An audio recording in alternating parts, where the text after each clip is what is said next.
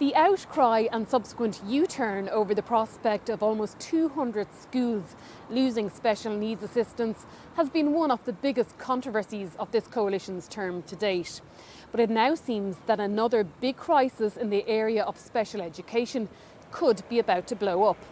Over the coming weeks, children who require a special classroom will be told whether or not they've been accepted for September onwards. In this academic term, around 260 such children are left without a school place.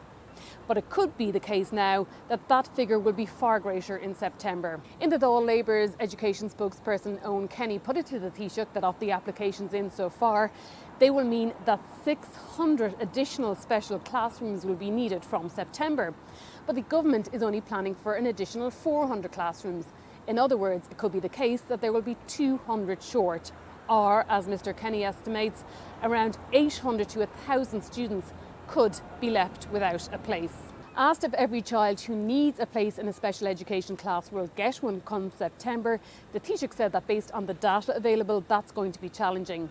The data is not being made available by the Department of Education, but some government TDs fear that this is another controversy that's going to blow up in the area of special education.